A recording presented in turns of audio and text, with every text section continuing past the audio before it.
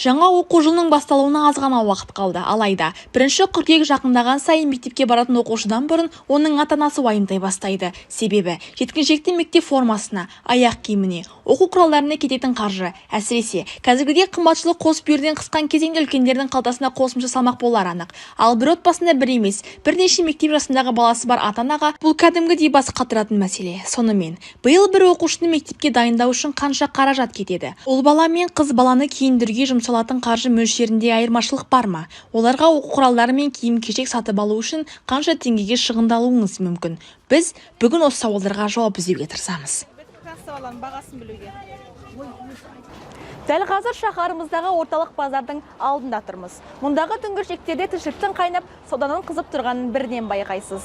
Әсіресе, балаларын мектепке дайындау үшін керек жарағы мен киім-кешегін іздеп сабылған ата-аналар мен қалам қарындашын көтеріп, сөмкесін арқалаған балаларды жиі кездестіресіз. Бұл әрине жаңа оқу жылын таяп қалғанын аңғартады. Осыдан бірнеше күн бұрын оқу-ағарту министрі Асхат Аймағамбетов журналистерге өзінің оқу жылына мектеп формасын алуға қанша қаражат жұмсағанын айтқан еді. 5000-ға жуық ақша кетті. Шалбары болды, костюмын алдым, шалбарын алдым, көйлегін алдым. Бұл тек киімге, бұл тек киімге бір балаңыз. Киімге. Енді Глассман деген магазин бар. Мен егер керек болатын болса, Глассман деген магазинге бардық. Адамдар өте көп екен, барлығы мектептің формасын сатып алып жатыр. Кезекке тұрып, жаңағы киімдерін өлшеп, баланың размері 36 размер. 36 размермен көйлегін де алдық, шалбарын да алдық, жаңағында костюмін де алдық. Бір бала ғой. Мектепке баратын бір бала бар. Дегенмен, бұл тек қана киім-кешекке жұмсалған қаржы екенін, одан бөлек балаға аяқ киім, спорт киімі, басқа да құрал-жабдықтар қажет болатын естен шығармайық. Сонымен, министр айтқандай 35 000 теңге киім-кешек, яғни мектеп формасын алуға болады ма? Ал бір қарағанда жай ғана көрінетін мектеп құралдары қаншаға шығады екен? Бірге бағамдап көрсек. Аға, сәлеметсіз бе? Сөмкелердің бағасын білсек деп едік. Түсіндіріп жүресіз бе? Қай сөмке қанша теңгеден? Білмеймін мен. Хазека біледі. Хазека қайда? Сөмкелердің бағасын көрсеңіз? 5 мыңнан басталады, 8 мыңға шекті бар. Қай сөмке қанша теңге тұрады? Көрсетіп жүресіз бе? Мысалға Мына сөмке 7,5, 7 мыңға шекті.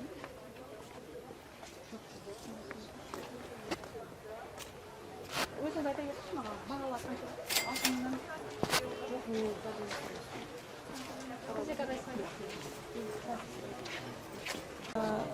Туфлилар қаншадан бастады? Ер балаға бөлек, қыз балаға бөлек? Бізде әйелдердің аяқ киімдері бағалары басталады 4 мыңнан бастап 10 мыңға дейін, сапасына байланысты, производительге байланысты. Көбінесе бізден арзан бағамен алады. 4 мыңнан бастап деген баға, ол ең төмен баға. Сондықтан 4 мыңнан алған соң магазиндердің бағалары қымбат болады. Бізден деген соң кәдімгі қарапайым халық келіп бізден алады аяқ киімді. Солай айта аламын. Арзаны, ең қымбаты? Ең арзаны 30 теңгеден бар мысалы.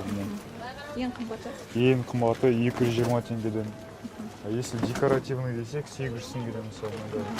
Жазуға емес, больше для красоты.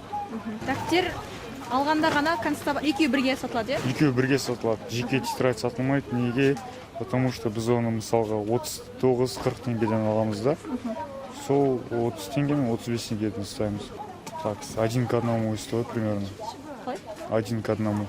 То есть... Бірге бір қосылды ма? Да, примерно. Ну, особенно қағаз, тетрадьтар қатты қымбаттады. Карандаштары, вот, мапит деген. Бір 500 теңгеге қымбаттады. Мысалы, среднем солай.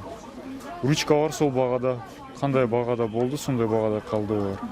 Штағыштар қаншадан? Штағыштар разный. Менде, мысалға, көбінесе мынандай штағыштар.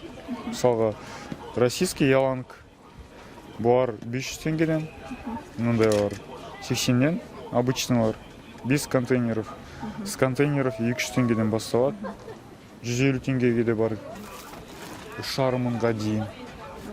Ерекшеліктері бар, айырмашылықтары? Айырмашылықтары 30 теңгеден алатын.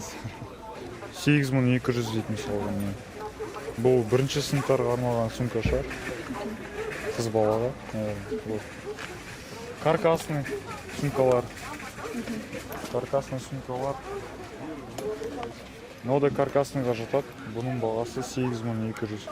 Так, білмедім, кажется, бір 3-4 жас сынып ойдың, кажется.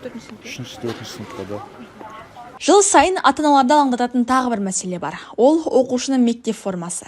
Биыл оған қойылатын талаптар қандай? Жақында осы салаға жауапты ведомство өкілдері жаңа оқу жылында бұрынғы талаптардың өзгеріссіз қалатынына сендірген еді. Өткен жылдағы заңнамалық нормалар қолданылады. Яғни, оқушылар бұрынғы сатып алған немесе дайындаған мектеп формасымен мектепке еркін келе алады деді бұл туралы мектепке дейінгі және орта білім комитетінің төрағасы Гүлмира Кәрімова. Алдыңғыға буын өкілдерінің айтуынша, бұрын мектепте қыз балалар ақ фартук пен манжет киген екен. Ал ұл балалардың костюм киюі білім ұяларына 60-шы жылдардан бастап қана енгізіліпті. Әрине, бұл кеңес заманнан бері келе жатқан киім үлгісі. Ал алдағы уақытта бірыңғай ұлттық үлгідегі мектеп формасын енгізсе, қоғам қалай қабылдар екен? Жалпы сіз қазақи форманың болғанын қалайсыз, мектеп формасының? Қазақи форма болған дұрыс қой енді. Бірақ енді қымбаттау болмысы болды.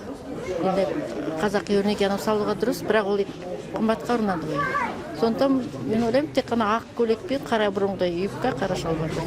Қалай ойлайсыз, формаға ұлттық оюды енгізсе қалай болады? Мысалы, қазақи нақышта өзіміздің оюларымызбен.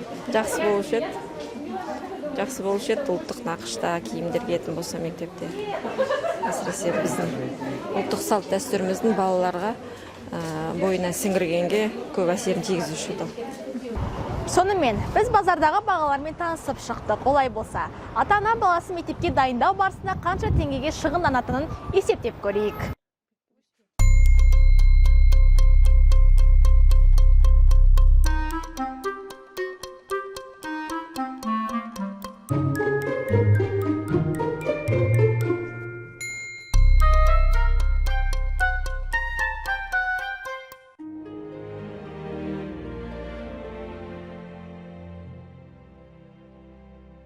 Бұған қарапайым ата-аналардың көзқарасы қандай? Қалталары көтере ме?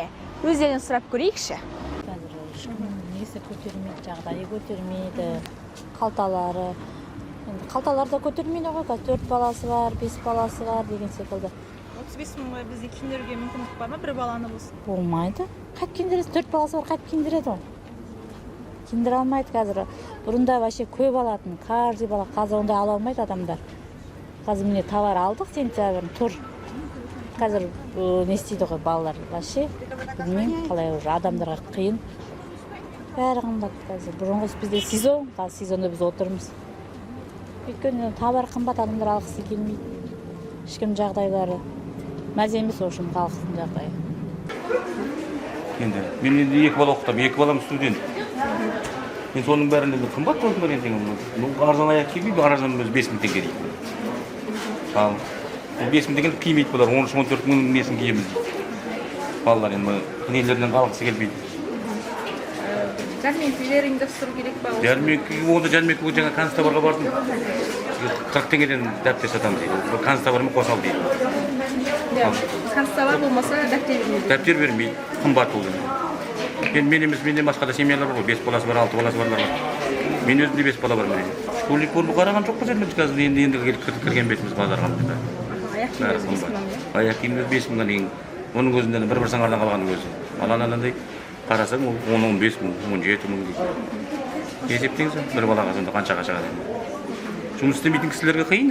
Елімізде әлеуметтік жағдайы төмен отбасылардың мектепке қажетті керек-жарағын алуына жәрдемдесу мақсатында бюджет қорынан арнайы қаржы қарастырылған.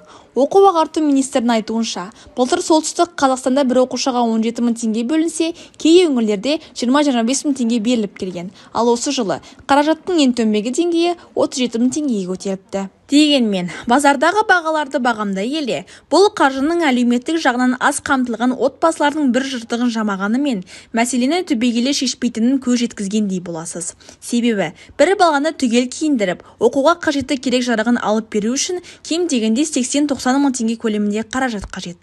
Оған әртүрлі үйірмелер мен қосымша дайындық сабақтарына кететін қаржыны қосыңыз. Ал көп балалы ата-ана бұл тығырықтан шыға ала ма? Бұл әрине ойланарлық мәселе.